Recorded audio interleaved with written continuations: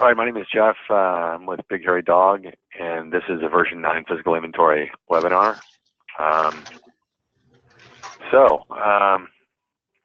Physical inventory, as I understand it, and I have some experience in retail before I came here. I think this is true of Retail Pro or just retail. I think it exists in 4 steps. You have to start the inventory, which means create a count sheet that has starting quantities. You have to count this stuff. You have to look at the discrepancies and fix anything you think you screwed up, and you have to accept the numbers. That's it in a nutshell. There's 4 steps to this process. So I've kind of typed out a really succinct sort of overview that just gives you the bullet points of, you guys can take a screenshot if you want, or you could jot some notes down from this if you want. But this is the outline of what we're going to probably talk about today. Certainly there is more to physical inventory than just the day of counting. The top line there that I have says prep, and we're not really going to go through cleaning up inventory and tagging items and creating a map and creating zones and labeling those zones, but all that should be done prior to counting. Physical inventory is a very expensive endeavor, and certainly if you're not prepped for it, you shouldn't be doing it probably. And to that point, we might take a quick diversion into what I would call a pre-count sheet. And if possible, when you're taking inventory, I would recommend you get as many things organized and pre-counted as possible, and to speed up the count as much as possible. So I'm just going to bop out into inventory for a second. And if I needed to pre-count something, let's see if I can find something out here. This is, I'm not sure what inventory this really is, but let's just say I had, all right, I have no idea. Let's just take this here, copy, description 1, paste. Okay, so if I filtered for a style and I had that style in a box and I had plenty on the floor, I don't need this, I'm gonna pre-count this in the stock room. I would need to filter for it first, or I could use a filtered view, and I could use and/or logic. I could say, like in a filtered view, if I had 3 or 4 styles, I could say this style or that style. You guys get where I'm going with this, right? So I could filter to whatever group of items I need, basically. And then we have a doc design that I created called a pre-count sheet. Oh, that's got pictures on it. That's ridiculous.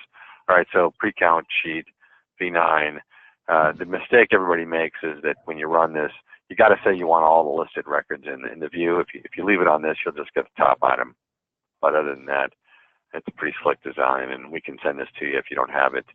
And what it does is it just lists out all the items with the description on the left and the count and the barcode on the right. So you can then put your counts in there and tape this to the outside of the box, seal the box, put your initials on the tape. If the tape's not broken, then scan off the outside of the box.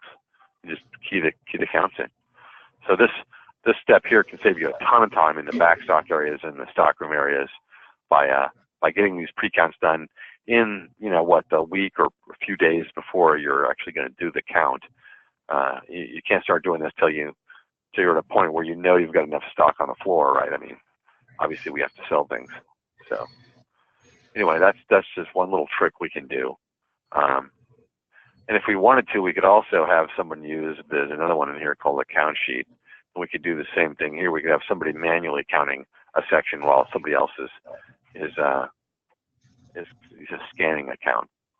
And then we could either key that in, or we could, if we had it soft copy, like if we gave it to them in a paper form, we'd have to manually key it in. But if we gave it to them in Excel, we could actually save the Excel file and import that. We will be doing an import here in a little bit because I don't have a physical scanner, so I'm going to have to sort of fake the whole scanner piece. All right, anyway, that's just a little quick diversion about doc designs and inventory, and about tricks we can do to kind of keep ourselves organized for this physical inventory process. And I can tell you from being a retail manager and a operations manager in some different more like chains. It's all about preparation. It's 90% about preparation. When you're really prepped and the thing is coming, man, you have a great physical. When it's not and you have a lot of errors, you get a lot of shrinkage and it's a pain in the butt. All right, so with that, let's go do step one here. Let's go start an inventory. So in version 9, it's fully integrated as opposed to previous versions. So in previous versions, it was a tool. In version 9, you just go into inventory and it says physical inventory right there on the sidebar menu. If it doesn't, you might have to right-click and go to the designer and add the button, but certainly all our default designs and most designs should have that in there natively. When we go to physical inventory, we're going to go to stores now. There is 2 settings, and I kind of skipped over this. Maybe I should back up and address that. There's simple mode and zone mode. So right now, zones are turned off because I don't have a physical started. You can't have a zone without a physical, right? You can't have the child without the parent, so to speak. There is a simple mode, although I am not fond of it. I only have a few clients that use simple mode. I have one client that has like 100 SKUs total. That's it. They just do a quick count sheet. They put in their counts and then they just key them in. I mean, the whole store is so small that they can do that. But most of us have to manage the process. So a zone manages the process. So I'm just going to back up before I start this and just go look at that option system preference. So this is under local merchandise, obviously. It's part of merchandise. And then, of course, there's a node here for physical inventory. And then we're going to click on options. So mine is set to use zones, not simple physical. And all a zone is a weigh station, a holding bin. It's a way of uploading the data and evaluating it before we accept it, right? That's all it is. So if I'm smart, then I've laid my store out geographically, right? Section by section, not vendor by vendor, not department by department, right? Nothing. All I want to do is put horse blinders on and say, look, that fixture right there, count it, print it out, verify that the counts are correct, right? That's it. So if I have items in the back stockroom and items on the sales floor and some more items on the front display, and they get counted in 3 different zones, and all 3 zones are accurate, and all 3 zones get merged together in the master count, then I should be on target. I should have what I expect to have, right? If I have 5 in the back and 5 more on the floor and 1 on display, I should have 11, and I go look at my start quantity, it's 11, and I counted 11, and life is good, right? So I am like with only a few exceptions, I would say I'm pretty much 100% zone driven. Definitely a zone guy. In V9, our SKUs are usually ALU, so if we're going to initialize scanners, we want to do it by ALU. The filter switch here, you could turn that off. The filter switch here allows you to take little mini inventories, like just for one department. In a full physical, you would not need that, and if you have it on, you're going to have to clear that switch. The only other one that's really terribly relevant here has to do with multi-stores, and that's this one down here. Update inventory counts on a remote station. So what that does, in a nutshell, is it relinquishes your rights to update. It's worded extremely poorly, let's just say that.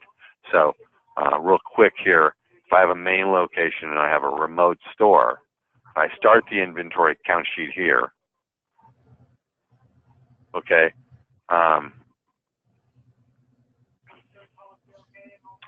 That switch says update inventory counts on remote station. It says like I should be able to update it on the remote, right? Like the remote is over here. What it means is the main here in this case is physically remote from the remote. It's kind of a bad phrasing thing, right? So when you say update at remote station, you turn off your ability to accept the data and update that count. And you are forced to send the count in to the main. So the count sheet itself would travel to the main. The main would see it, review it, hit update. It would generate the adjustment memos, right? And the adjustment memos would change the on-hand, and the on-hand would then flow back down to the remote. Does that make sense to everybody? So pretty straightforward process. anyway, if we do not flip that switch, right, if we do not check off update inventory counts on remote station, and by the way, checking it off makes Retail Pro operate like version 8 and version 7 and version 6 did. And those versions, the remote store did not have the right to update their own physical. Now, if we uncheck that, they then obtain that right. So in that scenario, let's just flip to new here and say don't save. Okay, we got main over here, right? We got remote over here. Remote store starts physical, boom, physical count sheet is created. We add our accounts to it, and we update. An update then would generate a series of adjustment memos, right? And those adjustment memos would, in fact, pull into the main and update the on-hand inventory over here, right? And everything would be good. The only difference between this scenario and the previous one is the count sheet does not make it to the main. But, you know, you got remote dial-in today, so, you know, it kind of comes down to the logistics for me. Like, if you don't have somebody at the main to accept that and deal with it that night, then the remote's going to have to wait a day or two for it. And if that's awkward, then maybe we want to let them update it themselves. I don't know. So enough on preferences and settings. Let's get back down to actually doing what we're doing here. So inventory, physical inventory. It's going to make me go to stores because I don't have a physical inventory started, right? And I'm going to cancel this. So there's nothing in my menu yet because I haven't started one. If I click new, I'm going to see that same menu I just saw a minute ago. When you come in here for the first time and then there's nothing in here, it assumes you're going to be starting a physical. That's why it pops the menu up. So in here, all we have to do is name the physical, and then we can go ahead and create our count sheet. So up here at the top, there's past names that we might have used. So I'm going to put in, you know, PI 2019 or whatever I want, right? Whatever name you want to give it, just make it a nice, intelligent name that makes sense to everyone. Check off the store or stores that you're starting. Click create. Now here's our here's our filter, right? So in this case here, I'm doing the whole inventory. If there was something in here, I'd want to make sure that this clear all turns gray. Now if it's already gray like it is, then it's clean. You got a clean filter. You're good.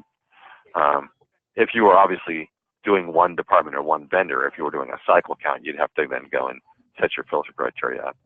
We're just going to click OK, let it write the, that's step one. Step one done. Step one is pretty easy. You just go generate the count sheet. Now, it's physically easy here in the software, but logistically, you have to know that the store is closed, the merchandise isn't moving around anymore, right? So you can't start till you know the inventory is frozen physically, right? So let's go take a look at it. Step one is done, but I'm going to click on PI inventory, even though I don't have to. And interesting, I got nothing. Okay, we got a few things here. All right, fine.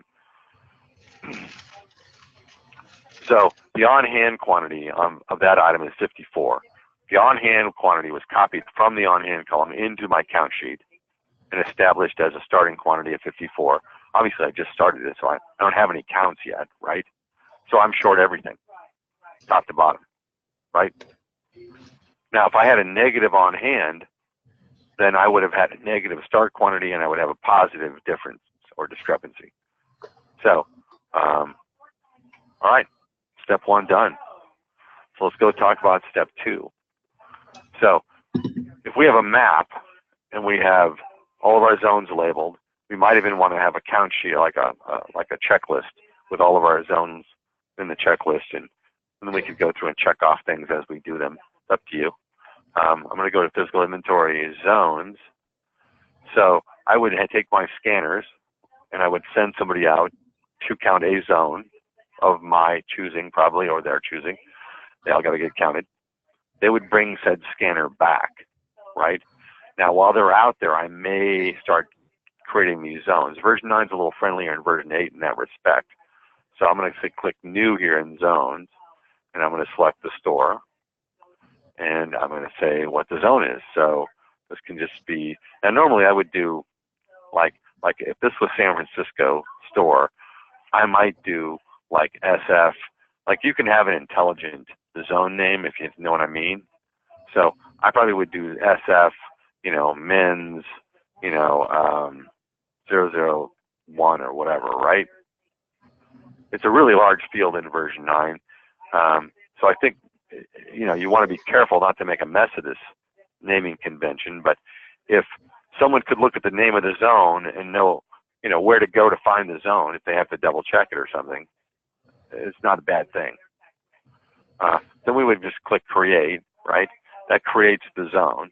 So I could now go and create another one if I wanted to. I could be creating these and getting them lined up for data that's yet to come, right? So then with the data, if I'm ready to upload data to this from a scanner, I would highlight the zone that they just scanned, and then I would go ahead and go to the scanned items. Once I'm in the scanned items, of course, there won't be any yet. There's a button here that says Add Counts, so I would click Add Counts, and it's going to give me 3 options here for bringing data in. I could manually key the stuff in, I could import stuff, or I could go to my scanner. Of course, I don't have a scanner configured because this is a virtual machine. It's really actually not a physical computer. So if I had my scanner configured and I went to portable device, it would have prompted me saying, send the data, basically, and I would go to my scanner and either hit hot sync or hit send or whatever the appropriate scanner function is. So for now, to mimic this upload of the device, and by the way, if you rent devices from us, we'll set them up obviously a day or so ahead of time. We ship them to be there the day in advance, and we schedule a tech and trainer to help you and assist you with getting that all configured. So I'm going to go to import, and I'm going to, is that the right? No, I think I changed the name of that. I think I called it zone. Let's see if that's right. So I'm going to click import here. Now, I intentionally threw a bad item into my zone on purpose. So it is very possible that when we're scanning items out there in the store, that we could hit the wrong barcode with our scanner, right? So we're scanning our tags, but accidentally pick up a UPC code or something else that's not defined in Retail Pro, right? That would be considered a scan error. So I put one of those in there on purpose so we see it. I'm going to click OK. I'm going to click Close, and it's going to load the items and the counts. So here's the counts right here, right?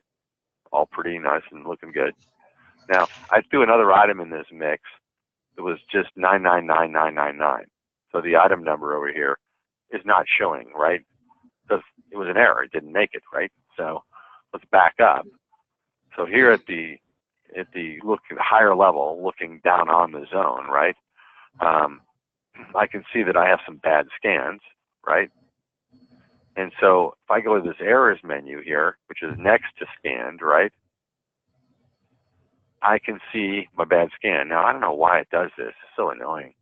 Even my copy of Retail Pro does this. The import ID is the barcode you scanned, and it seems to like miraculously vanish for some reason. Like it won't stay in the layout. I don't know why. This is an older version of Retail Pro. Maybe the newer one sticks better. I don't know. I need to update this. But if I go to Interface, Page Manager, and I look down here in the fields, there should be a field called Import ID. You're going to want that in your screen, right? You're going to want to know what that is. So in this case, I scanned a bunch of items. In the middle of them, I scanned a bad item. So what it's doing here, what this screen is trying to do for us, is it's trying to bracket the bad scan, right? It's trying to show you what was scanned before and what was scanned after, right? So let's talk about bad scans for a second. Let's skip down and give myself a little room to work here. All right, so I'm scanning items. Beep, that's a good one. Beep, that's a good one. Beep, that's a good one. Beep, that's a bad one. But I don't know it yet, right? because I'm just out there with the scanner, and the scanner's a dumb scanner, and so unless you got the Foundry Logic scanners, those are smart scanners. They would give you an error at point of scanning. Anyway, so I keep scanning, right? You got a bunch more good scans in there, and then it goes in and prints out the bracketed items. But when it prints out the bracketed items, it prints out this one here and this one here. So it seems like it ought to say it's between item 789 and item 123, right? But in fact, the job of a scanner is to count the SKUs, right? So once a record already exists in the scanner, it's not going to put another record in the scanner, right? It's just going to increment that count. It's going to say, oh yeah, little picket fence thing there. We got 2 of those now, right? That's what it's going to do. Going for a hyphen there, but I hit the star. Anyway, you get the idea, right? So because this record already exists up here, this one isn't going to be recognized. So what I'm trying to say is, when you see bracketed items, the bad scan is between those 2 SKUs. Definitely is out in that section. There may be additional items between them, though, right? It's not a rock solid, like, there it is thing. It's more like, look around these 2 items. There's also other merchandising standards. If you vertically block end caps and you have the same item on the left and the same item on the right on all 4 shelves, it could be between those items on any of the 4 shelves, right? So there's a lot going on with the merchandising and with the order of scanning. It's not quite as simple as this, but still, having a description about what is scanned before and after is very helpful. I'm going to tell you, it'll get you there a lot faster, right? So we take this now. What a lot of people do. I used to print this out, and I think we could still try and print this out and preview it. Right, the printout on the top, you see right there, shows the bad scan, and you can take this out, but it's got the rest of the items with it too, which isn't bad because it's showing you the whole picture on the bottom and the top picture, probably the best. A few people have told me that they prefer to just right-click the item, select all, and export it out to Excel or to Notepad or the software of their choosing, right? And so I'm going to say whatever works for you on that one. You know what I mean? You got to export it. You got to know what it is. You got to be able to print it. You got to be able to hold it in your hand while you go out and check out the situation, right? Now, once you're out there checking the situation out, you're going to find one of 2 things.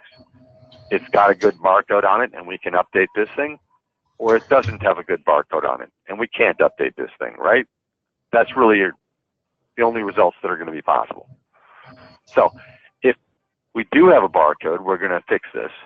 And if we don't have a barcode, we're going to physically take the item out of that section, right? We're going to physically move it to a trouble section that we have set up, like on a table in the middle of the store for troubled items, where somebody's going to then work to retag those, and we'll scan those last, right? We're not holding up the show for one item in either case. Now, when you bring it back, you have to resolve. That's the only choice here in zone mode. So resolve is going to remove this item completely. So if I click resolve and say yes, it clears my error screen, and that item is gone, right? So how do I fix it then? How do I put it back in? Well, I could go back to zones, the scanned item section where the items are. I could say I want to add a count in manual mode. I could say maybe this was, item 222237. I don't know. Boom. Add it back in, right? Close. I just tacked it on the bottom, didn't I? So either physically remove the item and then resolve it, and then it's out of the zone, it's out physically out of there, and it can be counted later on, or resolve it and go back to the scanned items and add the count back in. That fixes your zone, right? So now we've uploaded the zone, we had an error, we fixed the error. So at this point then I would go back to scanned, and in scanned mode I would say print the zone report, and then I would set this aside, and at some point when I'm ready to, I would have somebody verify the counts. Now, as to how many counts you verify, that's up to you. Like, if I have a rounder of leather coats that are $500 each, I'm probably going to verify the whole thing. If I've got like a bucket of chapstick up at point of sale, I'm not going to verify any of that. If I'm off by five tubes of chapstick, it's not the end of the world, right? So you got to use your good judgment. However, that being said, you got to know every physical I've been in, and I've been in a lot of physicals. Every physical, we've made mistakes. Everyone, absolutely, 100%. Nobody gets by without making mistakes. So the question is not, are we making mistakes? The question is, are we finding our mistakes as we go, right? That's the question. So I would recommend strongly that you sample, at least take random 10 items in each zone and verify their quantity, right? That's what we're talking about here. So once somebody takes that out and they verify the quantity and come back and say, this one looks damn good, then we would, at this higher level, we would merge the zone. If they came back and said, it looks good except one item was messed up, well, I could go into scanned, right, and I could change it. I could fix it. If this one here, in fact, was not 5, I could say, well, there's only 4 of those, right? I could click save, and then I could say, well, but there was another one there, but it was a 222238. I could say, fine, go over here to add counts, put in my 222238, press enter, click close, right? Boom. Add that one back in. So up until I merge the zone, I can clean it up, fix it, I can do whatever I want to do, right? Once I merge it, now it's part of the master count. Now I can't edit it anymore. Well, unless I unmerge it, right? So just as you can merge the zone, you can also unmerge the zone, right? So, anyway, so if I wanted to bring that one back, I'd have to leave the zone side, hop over to physical inventory stores. So there's stores and zones, and I would have to hop over here to the store side where the merge zone list is, and I'd see the merge zone, and I'd highlight the one I want and click unmerge, right? And unmerged it. Let's go back to the zone side here, physical inventory, zones. Let's kind of recap what we've got going here, make sure we know what's happening with this whole zone thing, and maybe we'll do one more walk through it to make sure everybody's up to speed. So far, we did step 1, we started the inventory, created the count sheet. Step 2, we went out to inventory, physical zones, new, and we created a zone. We then went to scanned in that zone, and we added some counts. We then had some errors, so we corrected our errors. Now, if we had physically had a scanner here in our hand, right, at that point I would have cleared the scanner, right? I would clear the scanner out, clean it out. If we don't clear the scanner, we're going to upload that data more than once, right? It's going to still be in there, and it's going to add to the next zone, right? So we clear the scanner and send it back out, right? Then we printed out the zone, had somebody double check it. It looked good. We merged it, right? That's the process right there over and over again. So if I'm going to do another one of these, I would go new. I would pick the store, give it a name. So we'll try to use the same thing we got going here.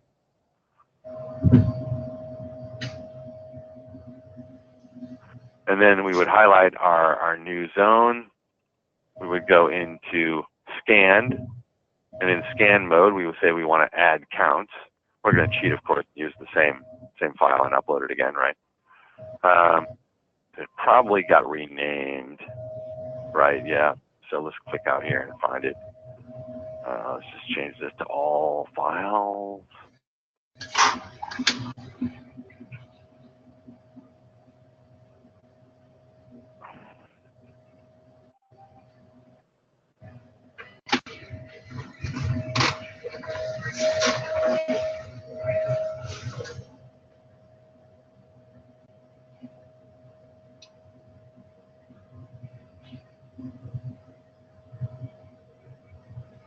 Oh, that's pretty weird. All right, fine.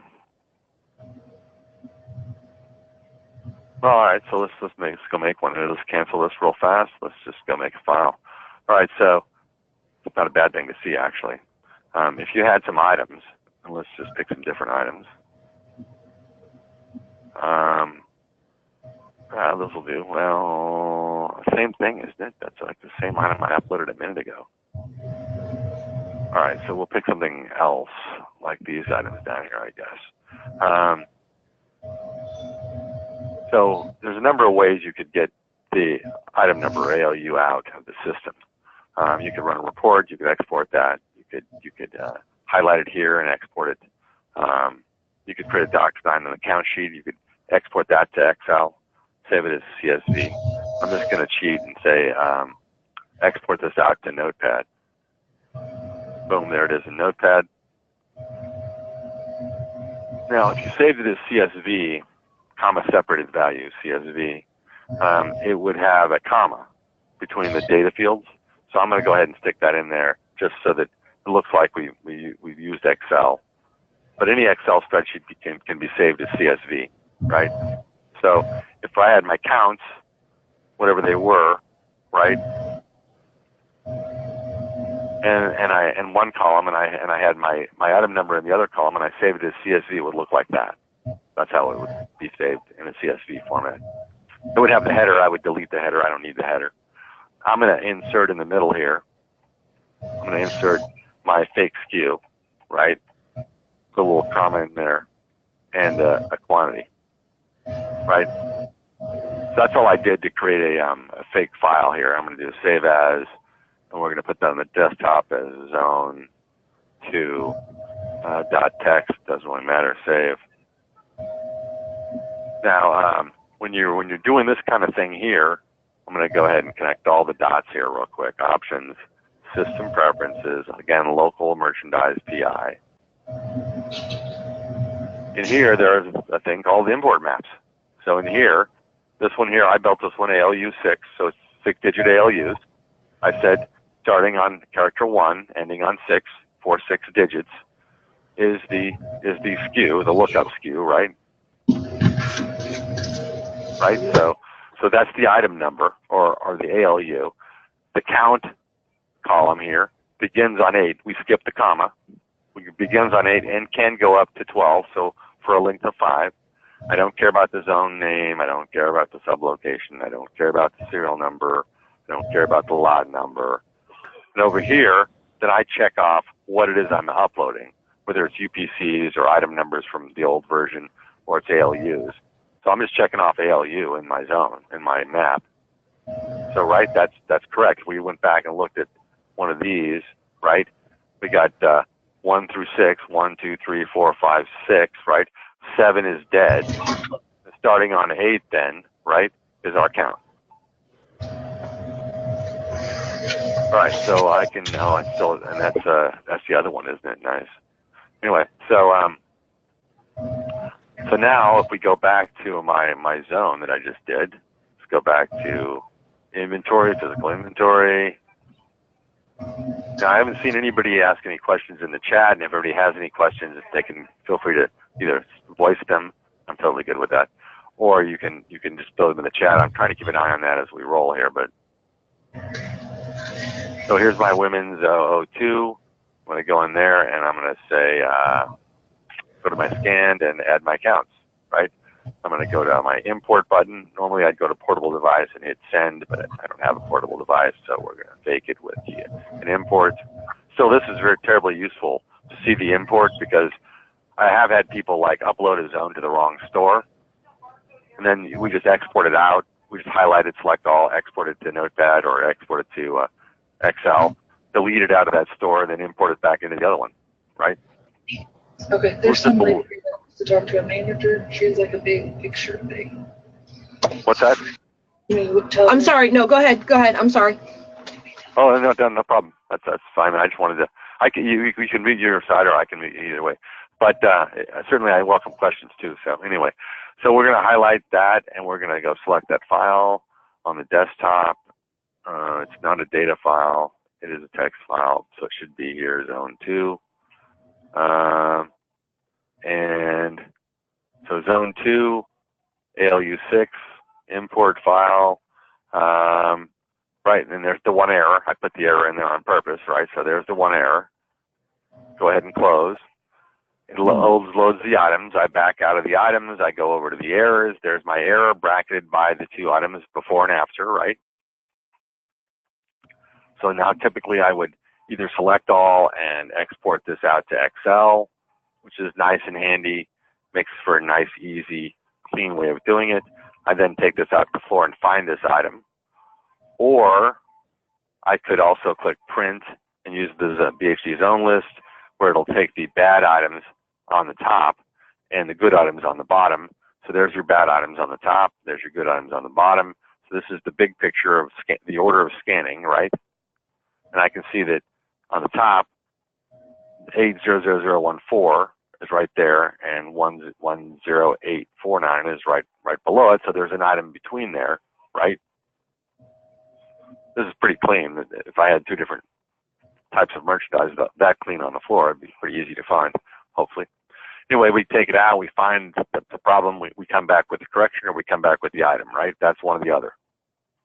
If we come back with the item, we move the item to the trouble section, and we then are going to retag that and have it be scanned later. If we have a correction to that, then we're gonna resolve this either way. When we click resolve, it's gonna erase the bad scan and move the other items over. And then if we have a correction, we're just going to go back to scanned, and we're going to say add counts and key the correction in, right? So we could say it was 22223. Hope that works. That's contestant. I missed a 2, didn't I? Okay, there we go. So we just counted an item. We click close. It adds to the bottom of the list. Everybody's happy. All right. So at that point, then I would go up here and print this out, and there should be no bad items now. Now the bad section is gone because we cleared that. Somebody takes this out and they check out the floor and they verify the counts and say this thing looks good. If they find some problems, we could fix it here. But if they don't find any problems and it's all good, we then come back here and highlight that zone, and we say merge the zone, right? And it checks it off right there. And I like these checkoffs, by the way. It helps me keep track of where I am. You know, when you have like 50 zones on the screen and 10 of them have been, merged, 10 have been double checked and the other ones are waiting, but you may still have people scanning, you know what I mean? So it's a process in managing what zones need to be scanned, what ones need to be double checked, keep these bodies in motion, right? Right, so once we've gone through the list and merged all of our zones, so the map makes you account for every section on the floor that has merchandise, then labeling the zones gives you a list of sections that have to be counted. Once those are all counted, we should have counted all the merchandise, right? That's the plan. That's the deal. So then, once we've uploaded and error checked and scanned and merged all of our zones, we graduate to step 3, discrepancies, right? Now, there's a big black line here in my little 4-step process. That's a very important black line. So what that black line indicates is the point at which we could start making sales, right? So step 1 takes the on-hand and puts it in the start quantity, creates the count sheet, right? So step 1 freezes the on-hand value in the software. Step 2 freezes the on-hand count, right? So now we've frozen both halves, right? So because of that, I could now start making sales. So what I'm saying is, if it's 2 o'clock in the morning when you finish counting, don't try and do discrepancies, until 4 in the morning. You're going to make a mess of it. Go home, get some sleep, come in fresh, and attack your discrepancies with a clear head, right? Now, does everybody know why that's true? So let's examine why what I'm saying here is true. That's what this little section at the bottom is for. So if I started and I had 10, obviously when I started I would not have any counts. I would be different, all of them. My on-hand would still be 10, right? Now, this is the way the update works right here. After we update, the new quantity is going to equal the current quantity plus the difference. Well, does that work? Okay. So if I go out and count 8, I still have a discrepancy of 2, right? Does that work? My on hand is 10. If I add the discrepancy of 2, I get 8, right? Sweet. What if, in handling my discrepancies, I took like a day or two, well, really common to do that, by the way, and in that time I sold 5. Well, if I sold 5, I can't update it to 8, right? But wait a second. It takes the current on hand and applies the difference, right? So 5 plus negative 2 is in fact 3, right? And if I had 8 and sold 5, I would have 3. Everybody with me on that? So it does not care what the count is. The goal of this is not to obtain the count. The goal is to obtain the variance. If you're over by 2, you're over by 2. If you're short by 2, you're short by 2. Period. If that makes sense to everybody. Now, the only risk is, I think we already established earlier on, that the best practice is to be closed, to lock the doors, to count your inventory. But if you're not closed and you are open for business while you're counting, there is a risk here. So if we have the same exact scenario, we have 8 physically, let's just assume that, right? And we go out to count them, but we sell one first. Okay, when we sold one, the receipt took it out of inventory, right? That's what receipts do. So this is the way it would look down here. We would have 10 in our start quantity because we had 10 when we started. The on hand, though, would say 9 because we sold one. When we went out to count them, we couldn't count 8 because we sold one, so we'd only count 7, right? That would result in a difference of 3, negative 3. Right, now what the problem is, we actually do have 7, but 9 plus negative 3 is not 7. So what's happening here is the receipt's removing it from inventory, and because we didn't count it, the physical inventory is also removing it from inventory. We're doubling it, aren't we? That's why I say that the best practice is to be closed. When you hit the start button, you got to account for everything that is in the store. Now you can be open, you just got to manage it, right? If you have to be open, then you want to do something like come in early at 6, hit the floor, get to a point where you're now able to control. If somebody wants to buy something, you can just scan it, right? If you're down to the last quarter of the store and you got all your scanners back there and you're managing that process, then open up the door, start selling stuff. As soon as it's been counted, it can be sold. Nobody cares. Anyway, so once we get all of our items counted, we then could go ahead and go back over to discrepancies. So we leave the zone section, we back out of here. In inventory, we go back to physical inventory stores, go back to the other side. Over here, we would then select discrepancy, and it shows us all the items that are currently in discrepancy, right? We then go ahead and say print, and then we have various design files that arrange these in different ways. I'm just going to select the first one there, hit preview. Now this one here breaks it up by department.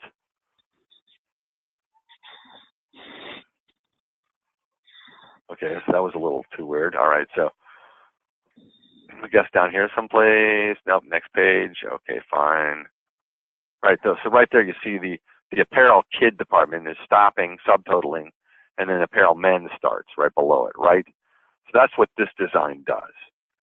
It breaks out your discrepancies by category so that you can then take this report, divide it up, and give it to different departments to different people, and we can go attack these things and see if they're real or if they're not real, right? Some people like to do it by vendor. We have that. If you're heavy into vendors or who you're buying them from, that's another way you could do. You could go out and divide it up by vendor. So this one here is doing by vendor here. Right, so there's Nike. Nike's going to be a big one. Well, not that big, apparently. There's Levi, right? So this one here is going to subtotal by vendor and break it out that way, which is also a good way to do it. Some people like to just dump the data out. I have a number of different designs that just dump it out by item. So that's full department code. That's department only, just the first 3. That's all the items, a couple of versions of that. So you guys got to dump this out, right? And you got to go work these items, right? And that's what you got to do. Now, when you're working these items,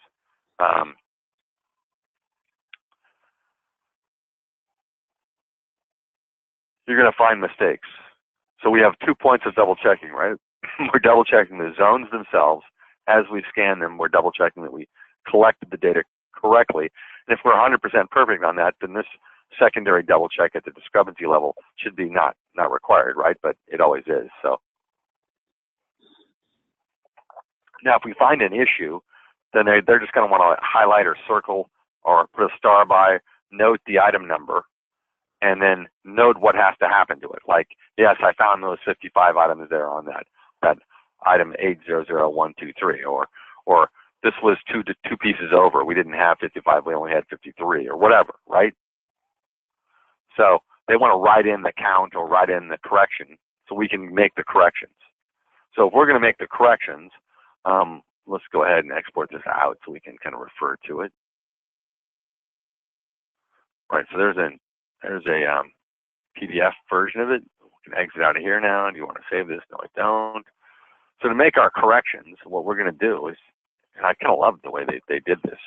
It's a little weird if you haven't done this way before, but what we do is we get the heck out of the store side. We go back over to physical inventory zones, and we add as many correcting zones as we need to. Now, the advantage of doing it this way is that I don't have to find the items. So I can just come in here and say, create my zone, then go ahead and go to my scanned add counts. And then I could take a given item number, like 800-12213 right there, right? I could say, and now you're probably going to want to be in this quantity for current item mode. It's going to make it a lot easier, I'm just going to say. But so 800-213, enter, 55, enter. Right? Now, if the scan quantity is like off the page, I'm going to recommend you bring it over. If you got UPC there, you may want to check that over. You may want to right-click this, go to Interface, Page Manager, grab your ALU field, get that in there, right? I mean, the screen should be usable the way it is. You know what I mean? So I like it to have ALU and the count next. And then, I don't know, after that it could be description 1, description 2, like a quick description of the item, department, vendor, maybe, size and color, whatever you want to do on that. Now, we can also, let's just go 800, what's the next one here in our little view? 214, okay, so 214. The point I want to make now is that you can also take product away. So I just counted it at a -2. So I could take 2 from this one, give them to that one. You follow?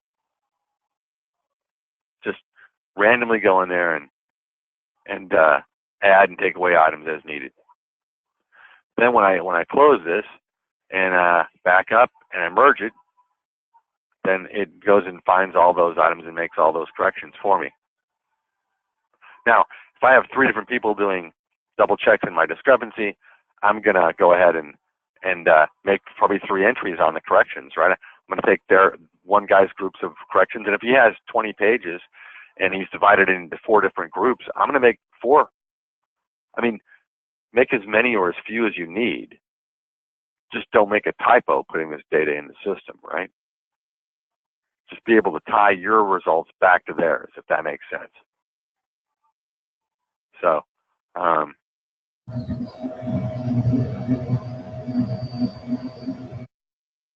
anyway, so that's step 3, discrepancies. We print them out, we work through them, we go back and make our corrections. There is one little tidbit that has to do with reporting that can be helpful. Let's see, do we even have a scenario that would be appropriate for that? Let's go to scanned items.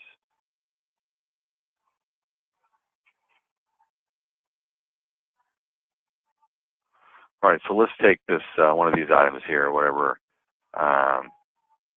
This top one is probably as good as any, right? Let's create a new zone, and in that zone, let's put that one item. Oh, this is interesting. This is uploading items. I'm inside the zone. Let's go back and say new store San Francisco, and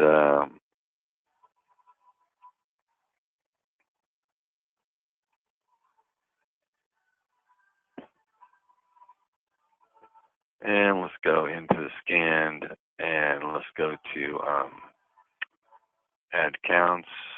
No, wait a second, wrong zone. Close, but no cigar.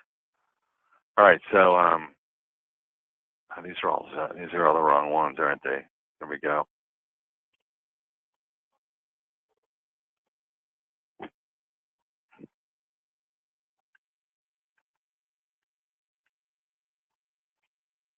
All right, so we added that one, and I'm going to go ahead and merge that, and I'm going to pop out to reports real quick. There is the possibility that we could make a typo when we're either keying in or scanning items, especially if we manually key in a bad barcode that won't scan. We could incorrectly count something. Now, if we then went out and looked at our discrepancy report and it said we had 63, but we know we only have 3. And we look at our zone and we look at our account, everything matches 333, except the discrepancy report says there's 63. Okay, then clearly we screwed up in another zone somewhere. The question is what zone? Well, that's what this report does. So if we run this report, it just kicks up to the screen like that.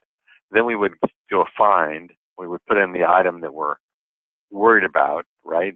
And it would go find that item, and it would show us all zones that that's been counted in, see? So it's showing here twice, once for each zone by zone name, and how many was in each zone, and then totaling for a total of 6. So if I'm only supposed to have one of those, and I wasn't supposed to count that in zone 002, you see what I mean? I now know which zone to go look in. And the other question is, what did I not count? What was it supposed to be, right? What am I missing? Anyway, very handy trick to go and find an item. So if you have the BHD core reports, then you got this BHD zone report, and you can just, like say, run it and do multiple searches. Once it's up on the screen, you can hit find as many times as you want, right? Anyway, so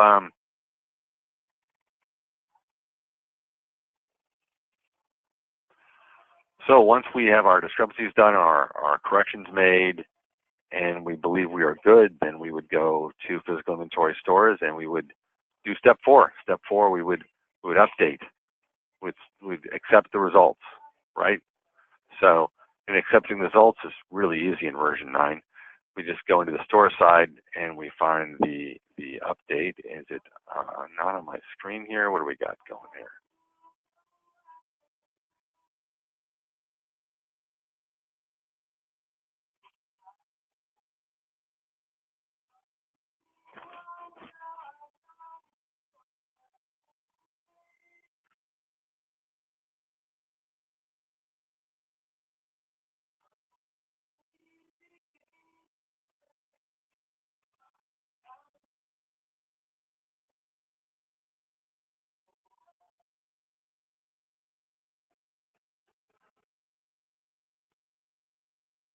Let's go check our preferences. Did I leave that thing checked off? Let's see here. Options, system preferences.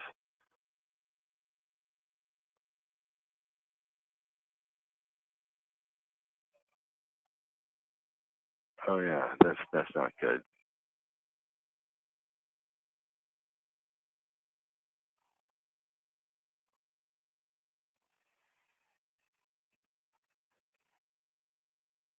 Yeah, update PI. So update PI, we check that off. We come down, we check off our store or stores. Pick our reason code. It needs to be on all items, but it's already on all items. It should always be on all items. And then we click update. That's it. That's the process. It updates the inventory. Now, once it does that, it goes and creates a bunch of adjustment memos. So stores, merchandise adjustments. it would create a history in here, right? So this history that we just created right there is the these documents can hold quite a lot of items.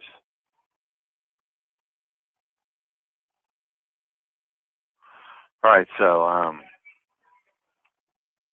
once you've done the update, then if you wanted to, there's some reports I made in the BHD zone reports that, that we could play with.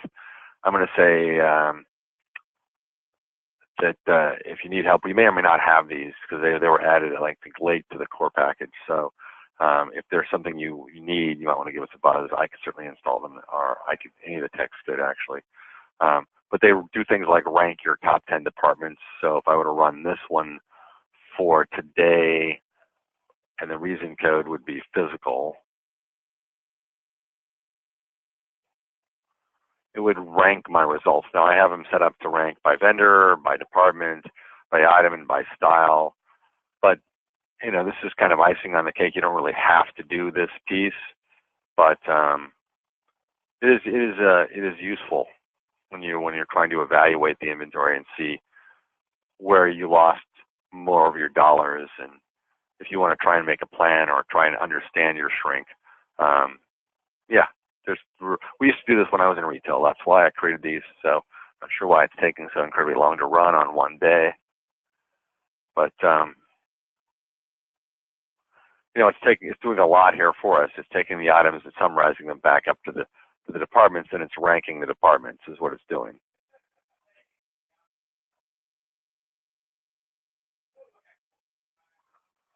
Hopefully you guys are all still awake out there. Right, see, so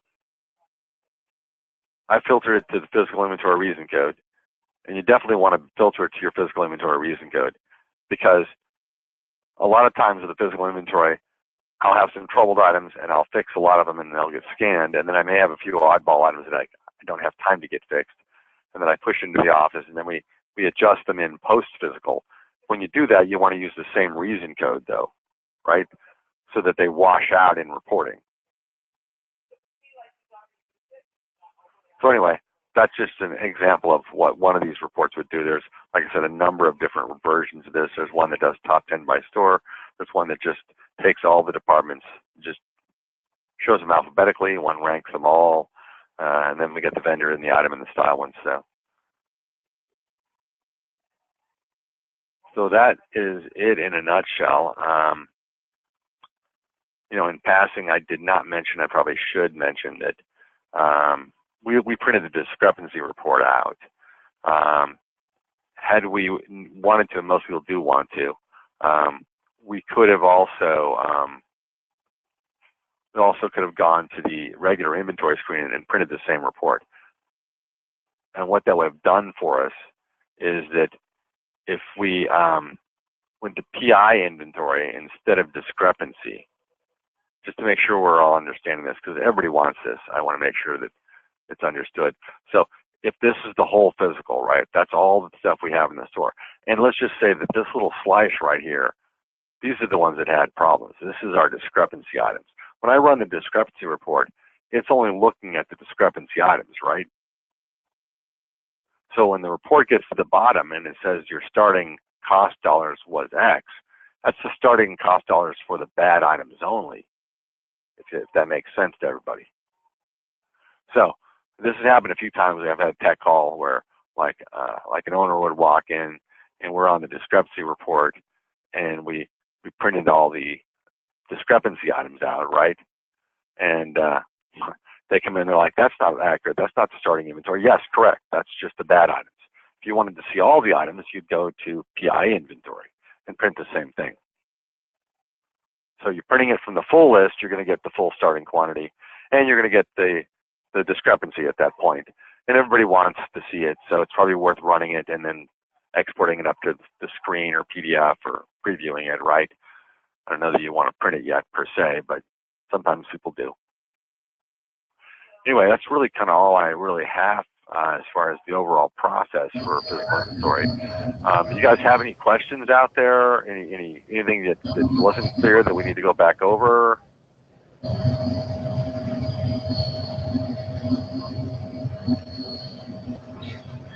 All right. Well, I certainly appreciate you guys connecting and joining me today. There will be a recording, and the recording will be posted up on the web, and there'll be a little link sent to you so you can revisit this. You know, if it puts you to sleep, then maybe you could use it if you have problems sleeping at night. There's always that, right? All right. Well, I'm going to say have a great rest of the day, great weekend next weekend, and join us again. Thanks. Thank you. See you. All right. Bye-bye.